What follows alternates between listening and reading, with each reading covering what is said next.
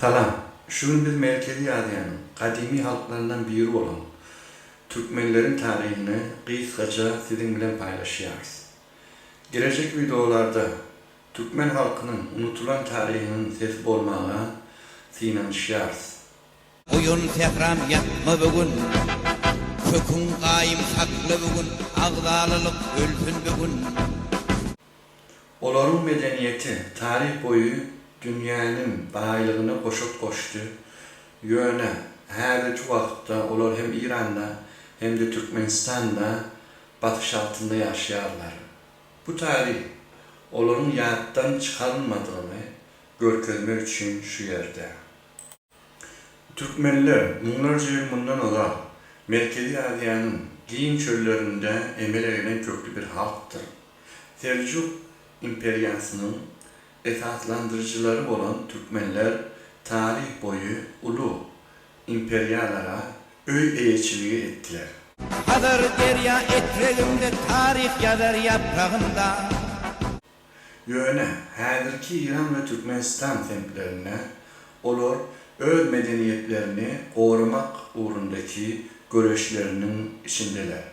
Kısaca aydanında İran'daki Türkmenler öz kimliklerini korumak için ulu bir görüş geçiriyorlar. Misal için bir Türkmen maşgalası öz çağrısına Türkmence ad koymak isteyenine şol ad köplenç kabul edilmeyer. Fikirlen bir ad hem kimliğin yaşayışı için ne derecede mühim. Ağzı birlik bolsun bugün, ağzı birlik bolsun bugün. Yöne meseleler diye bunun bilen tükenmeyer. Türkmenlerin yaşayan semtlerinde İran merkezi hükümet tarafından Zağul halk sistematiki yardıyla yerleştiriliyor.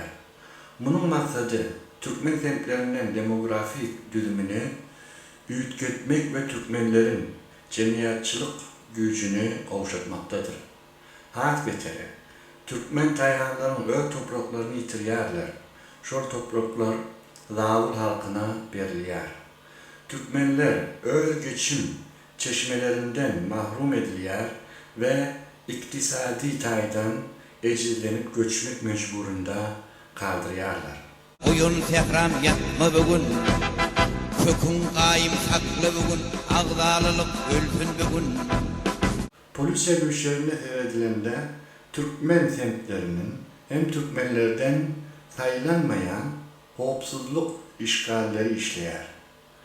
Bu yerde Türkmenlerin öz semtlerinde de özlerine itibarlı duymazlığına sebep oluyor. Dil ve medeniyet hem asimilasya siyasetinin nişanına evriliyor.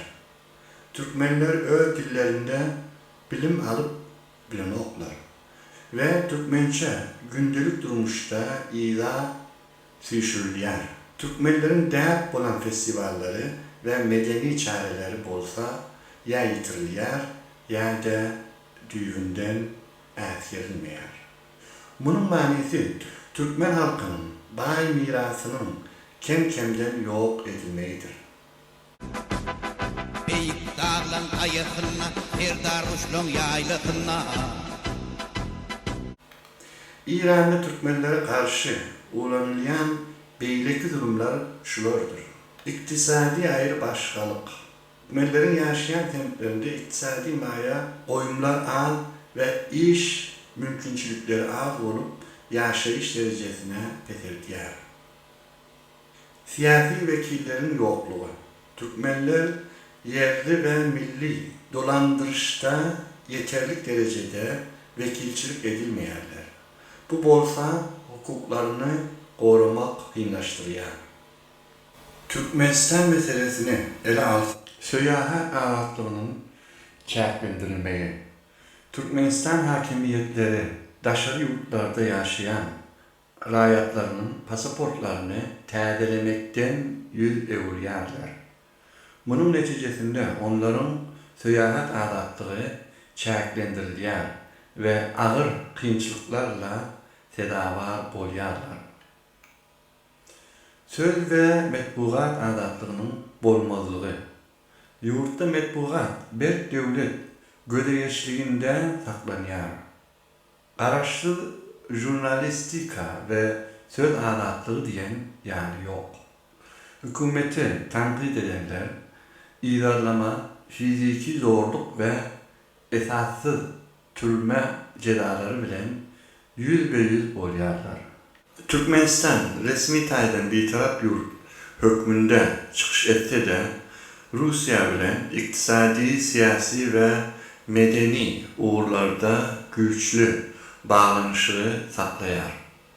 Yurt içindeki köp siyaset ve iktisadi çözülükler Rusya'nın tesirinde olup bilecek yağdayda amala aşırıyor.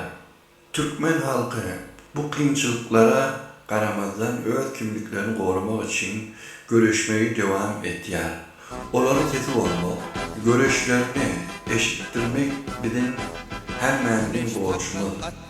Bu videonu paylaşıp ve kanala abone olup Türkmenlerin tarihine hakkı köpçülüğe getirmeye yardım edebilirsiniz.